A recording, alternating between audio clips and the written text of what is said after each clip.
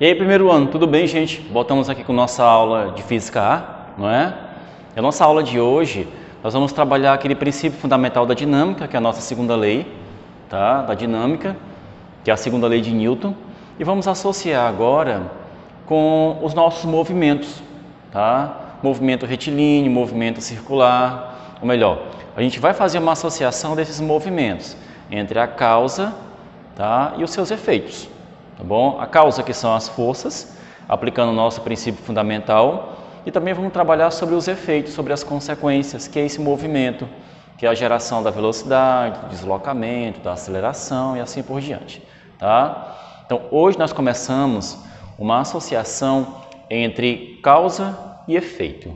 Tá? Vamos trabalhar o princípio fundamental da dinâmica, que na verdade é nossa segunda lei, fazendo uma junção sobre as consequências, que são os tipos de movimento, tá bom? Bom, eu fiz para a gente aqui um fluxograma para que vocês possam entender como funciona essa questão aqui do nosso movimento, da nossa segunda lei, do nosso princípio fundamental. Só para você relembrar, o princípio fundamental, que é a nossa segunda lei também, você pode observar que ele fala o seguinte, que a resultante de todas as forças aplicadas sobre um corpo, diferenciando apenas as suas direções, é igual ao quê? É igual à massa desse corpo multiplicada pela aceleração que ele vai adquirir. Tá? Professor, por que você diferencia a direção? Porque a direção nós temos duas, que é a horizontal e vertical. Tá? Então, na horizontal você tem uma força resultante. Na vertical você já tem outra força resultante. Tá bom?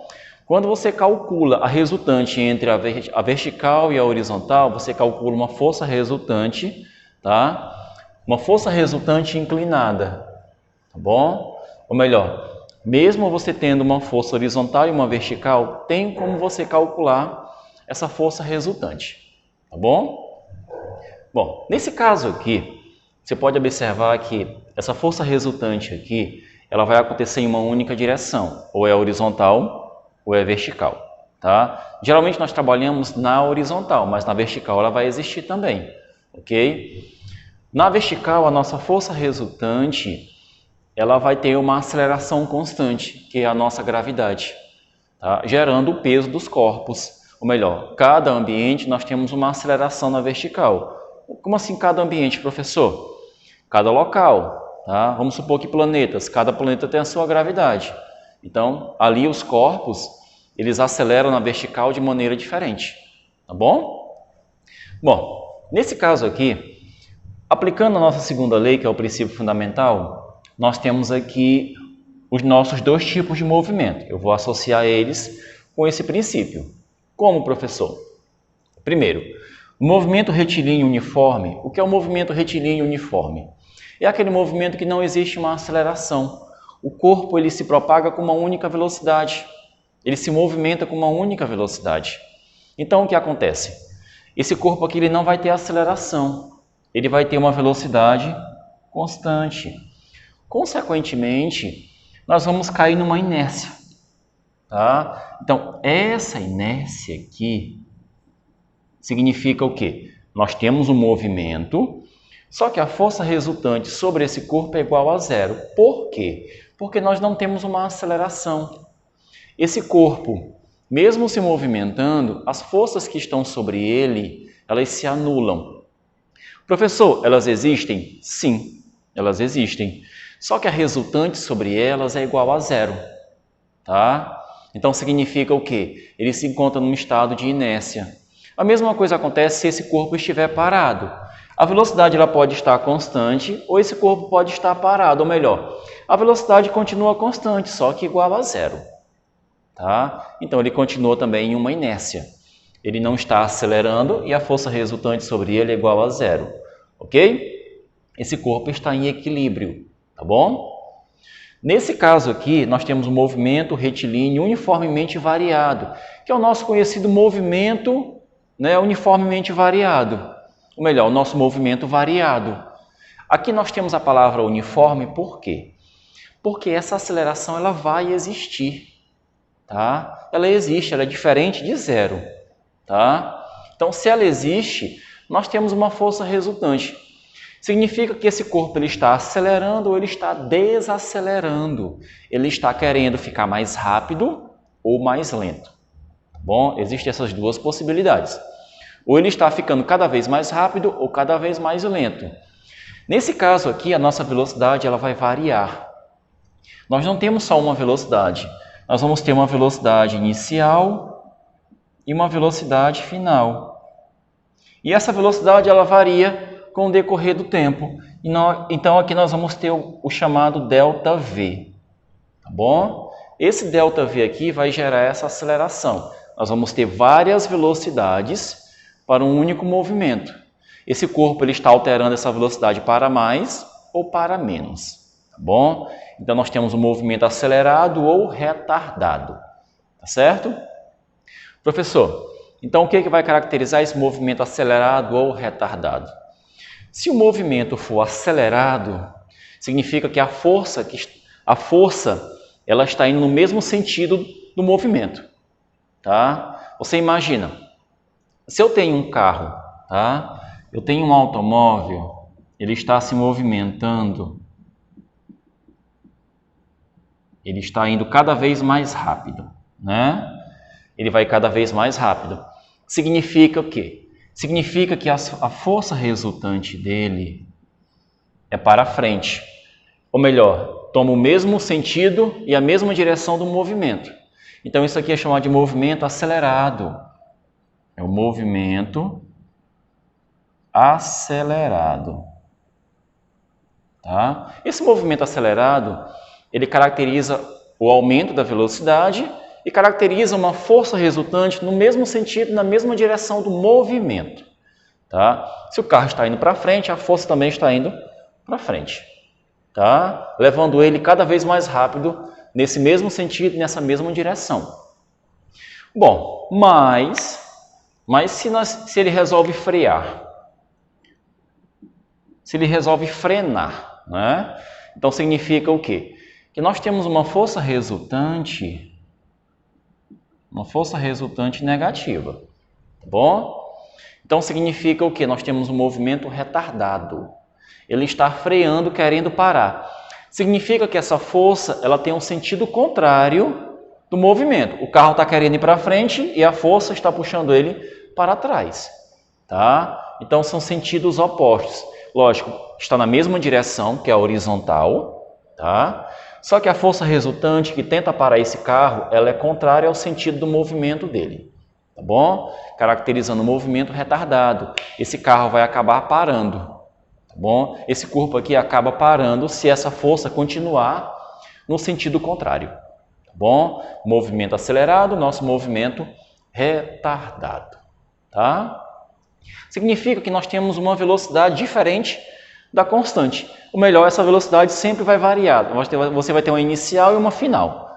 Tá bom? E entre a inicial e a final você pode ter várias velocidades.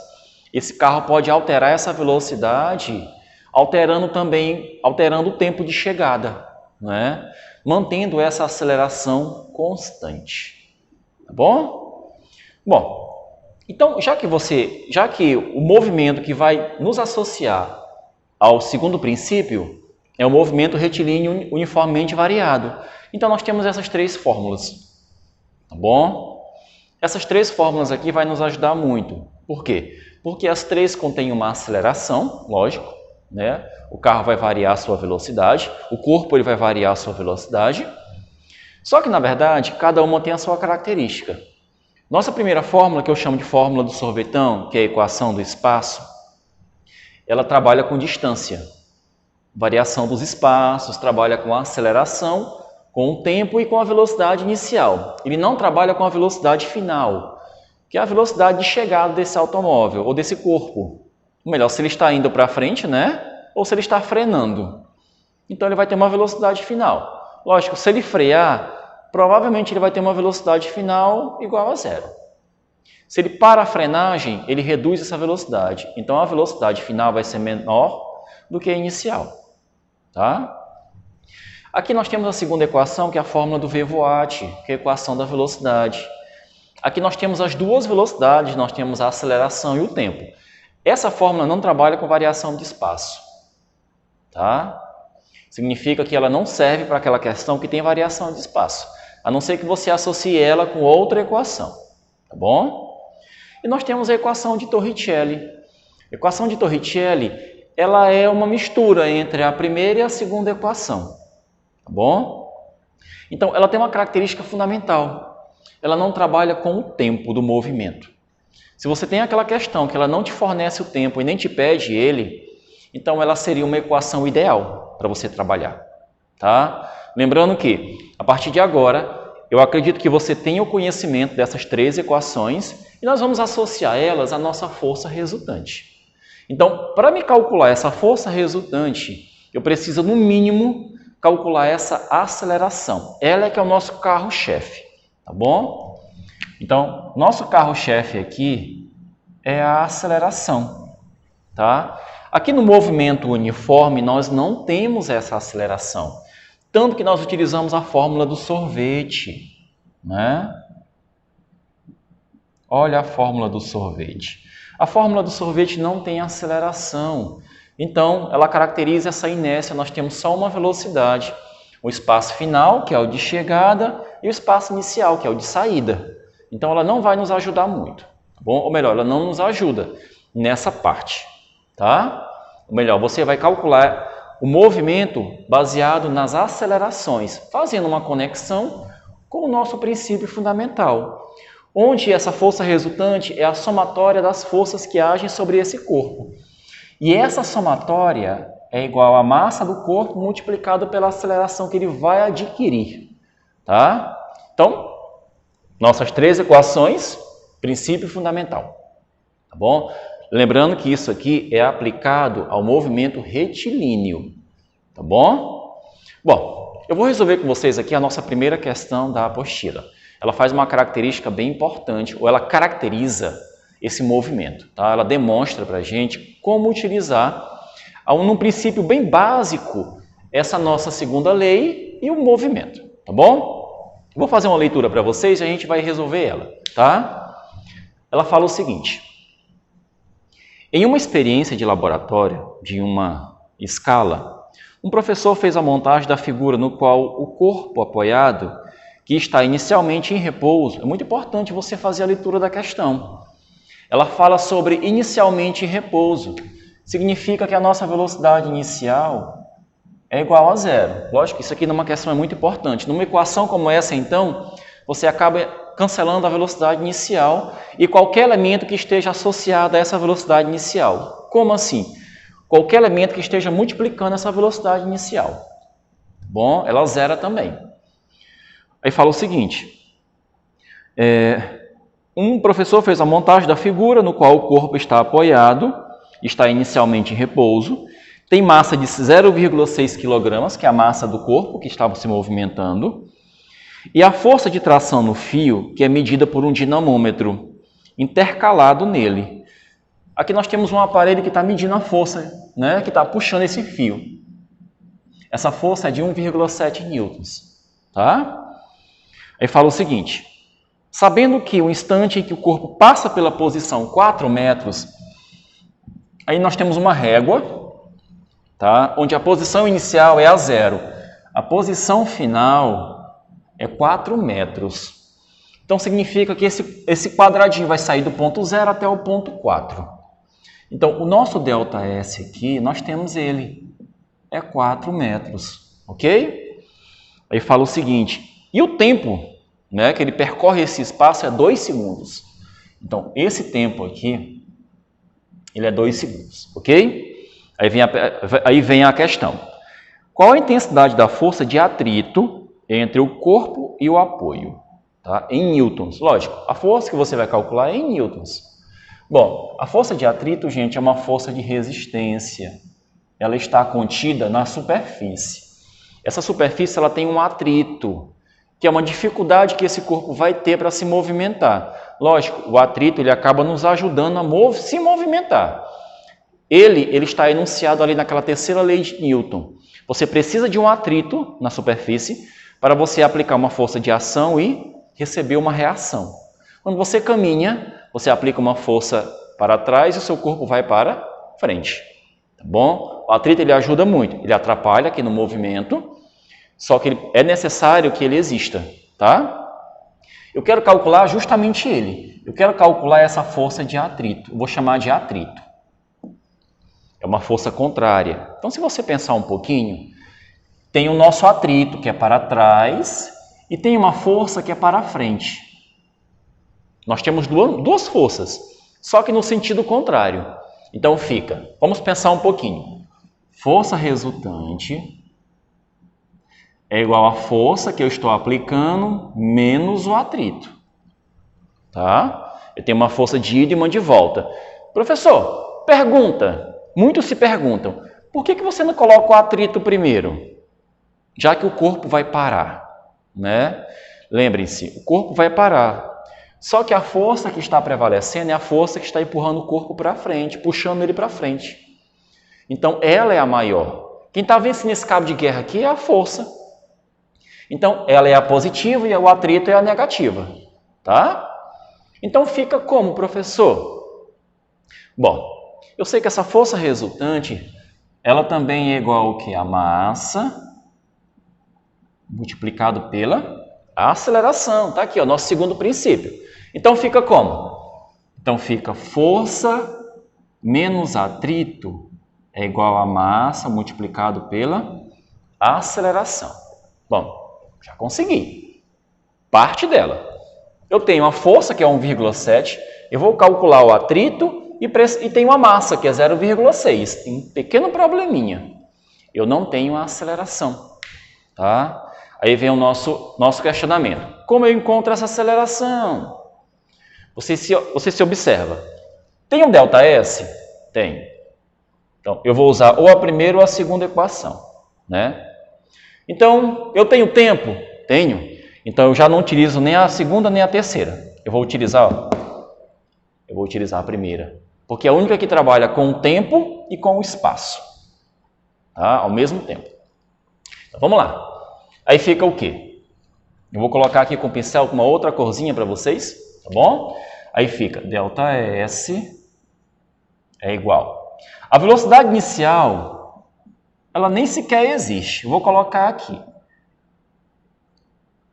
Mais a aceleração multiplicado pelo tempo ao quadrado sobre 2. Eu vou cortar isso aqui, ó, porque a velocidade inicial é 0. Né?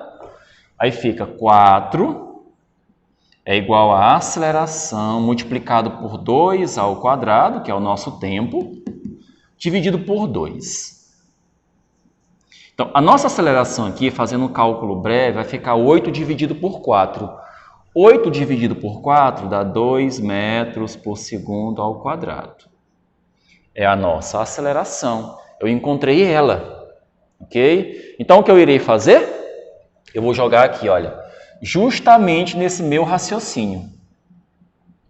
Tá bom? Então, fica 1,7 menos o atrito é igual a massa, né, que no caso é 0,6, multiplicado por 2, que é a aceleração que eu acabei de calcular aqui.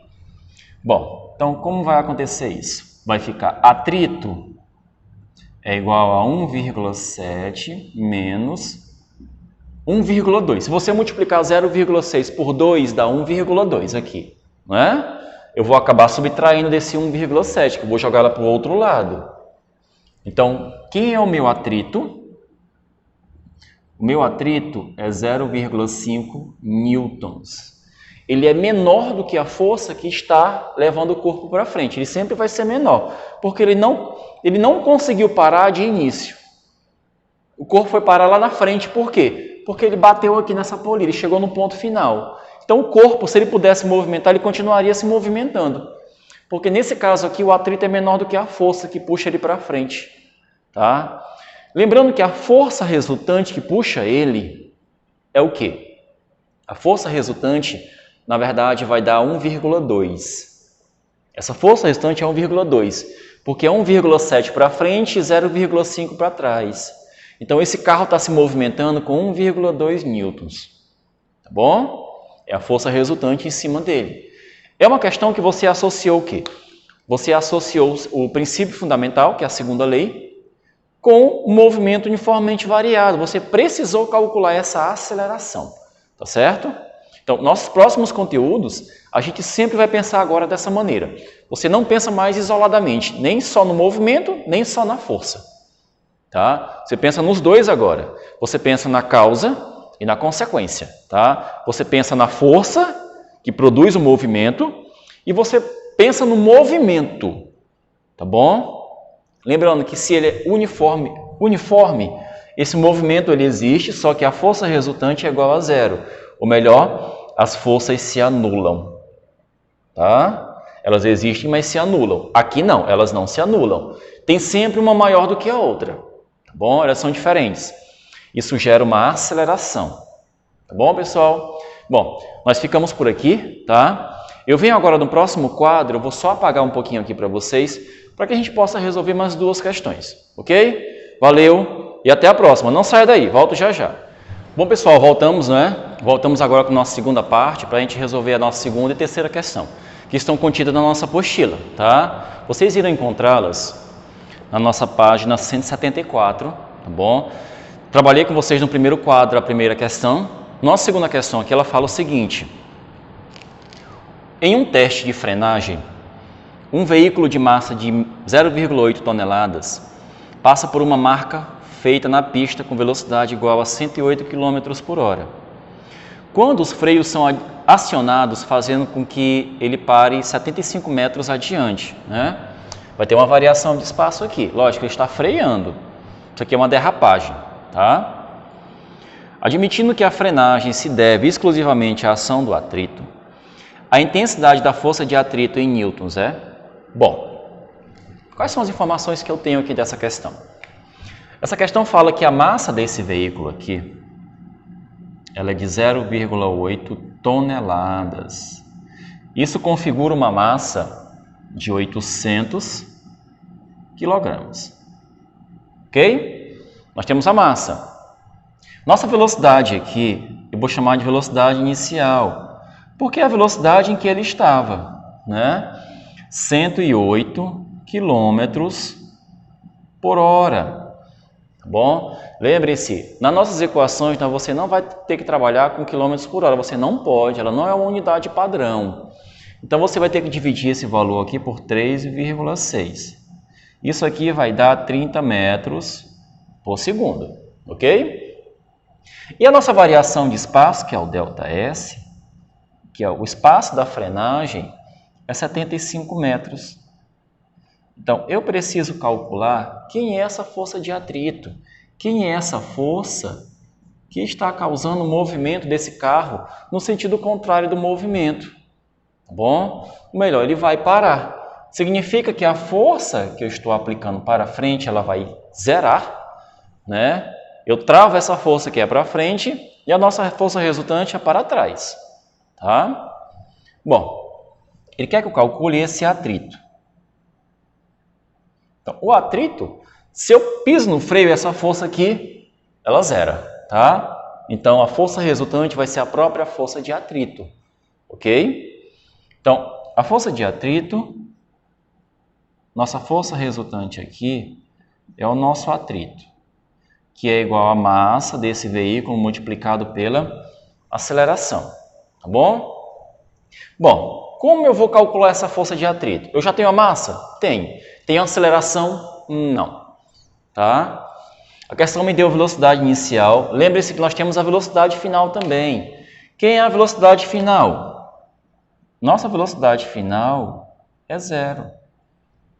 Tá? Esse carro ele vai parar. Ele vai parar. Ele vai parar. Bom, então a velocidade final que é zero, a inicial. O movimento começa com 30 metros por segundo, ele finaliza com zero, tá? O carro finaliza parado. Bom, eu tenho o ΔS, eu tenho as duas velocidades, eu não tenho tempo. Então, nosso primeiro pensamento é equação de Torricelli, tá bom? Então fica, velocidade final ao quadrado é igual a velocidade inicial ao quadrado mais 2 vezes a aceleração multiplicado pela variação de espaço, tá bom? Lembrem-se que nós não temos velocidade final, é zero. Então fica zero é igual a 30 ao quadrado menos. Por que menos? Porque é um movimento retardado, né? 2 vezes A multiplicado por 75. Então fica como? 150 vezes A, que eu vou multiplicar, o 2 e o 75, é igual a 300, desculpa, 300 não, 900, né? 30 ao quadrado dá 900. Então fica, a nossa aceleração vai ficar 900 dividido por 150. Cortando os zeros, fica 90 dividido por 15. Então, a nossa aceleração aqui ela vai ser 6 metros por segundo ao quadrado. Esse é o valor escalar dela. O valor vetorial dela fica no módulo, tá bom? Por quê? Porque não assume valores negativos. Porque, na verdade, ela é negativa. Tá? Ela é negativa, o corpo está parando. Tá aqui, olha, o sinal negativo dela, ela é negativa. Ok, o valor dela é 6 metros por segundo ao quadrado, no sentido contrário, tá? Então, quem será esse atrito? O nosso atrito aqui é a massa, que no caso é 800, multiplicado por 6, que é a nossa aceleração.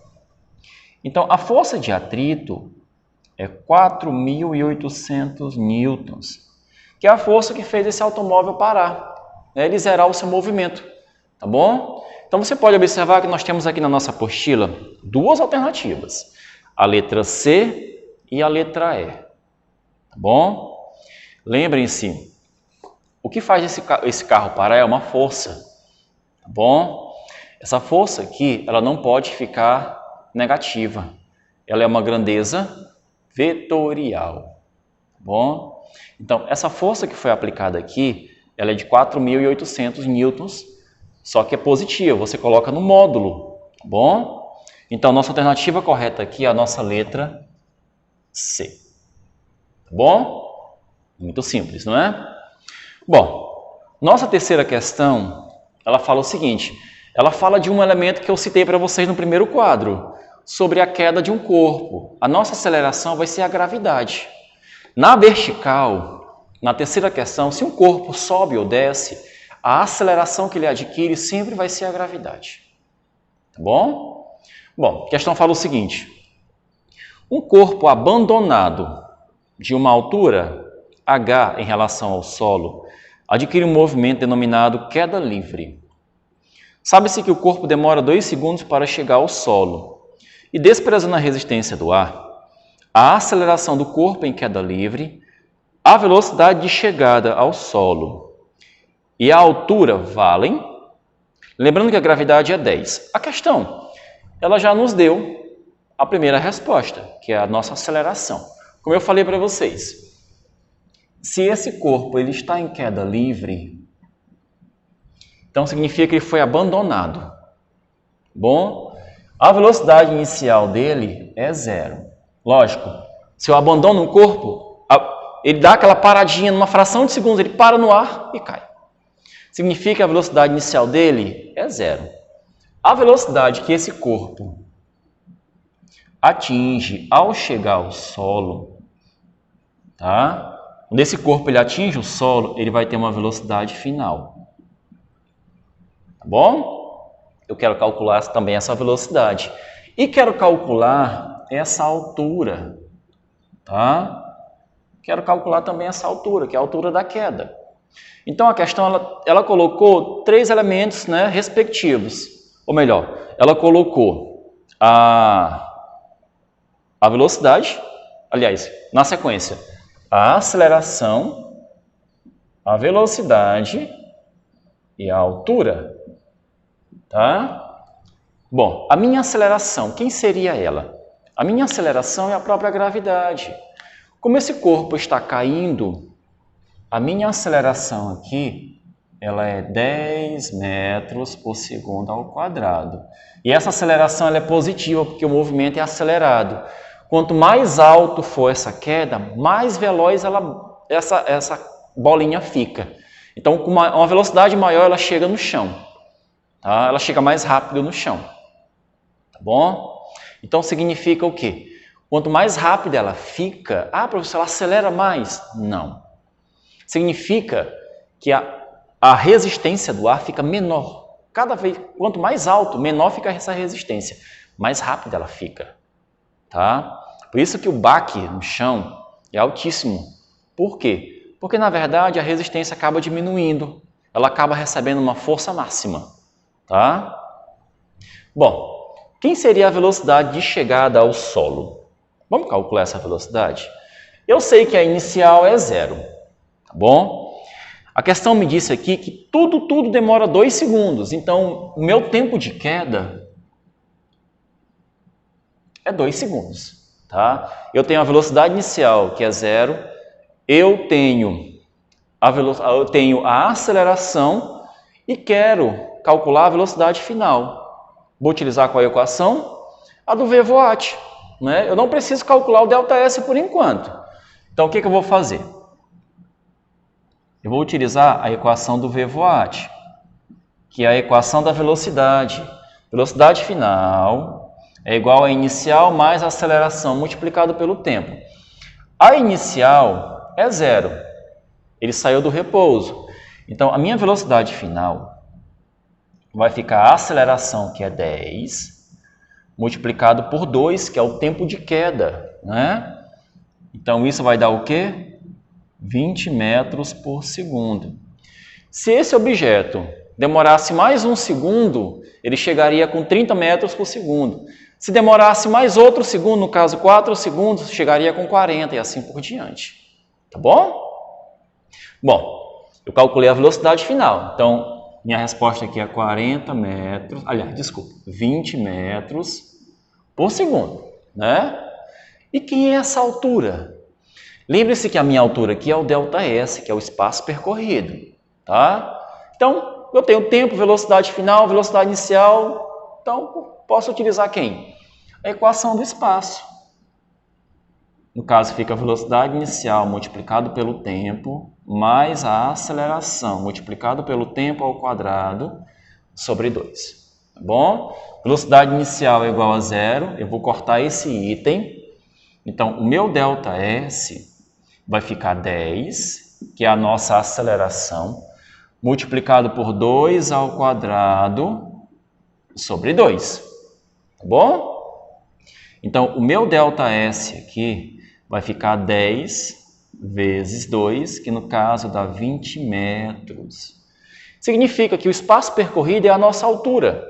Então, a nossa altura aqui ela é 20 metros. Ok? Então, pessoal, na sequência, quem é a alternativa correta? Nós temos uma aceleração igual a 10. A velocidade e a altura são iguais, né? 20. Então, é 10, 20, 20. Você pode observar que a única alternativa correta é a nossa letra D. D de dado. Tá bom? Para a gente não prolongar muito o conteúdo, a gente vai parar por aqui. Nossa terceira questão. Tá bom? Foram 3 questões excelentes. Porque já dá para que você tenha uma ideia, né, mais clara sobre como esse movimento acontece, essa associação de movimentos. Tá bom, pessoal? Nós ficamos por aqui. Nossa próxima aula, que no caso vai ser a aula 32, a sequencial, vamos trabalhar a nossa parte 2. Tá? Lá na nossa parte 2, nós já vamos ter uma força inclinada. Nessa força inclinada, a gente já vai trabalhar com um elemento trigonométrico, que é o seno, o cosseno, uma força resultante, tá bom? Uma força resultante inclinada também. Nesse caso aqui, trabalhamos com a horizontal e com a vertical. Nossa próxima parte, vamos trabalhar com uma força inclinada. Vamos ver como isso acontece. Tá bom, pessoal? Então, ficamos por aqui. Um forte abraço e até a próxima aula.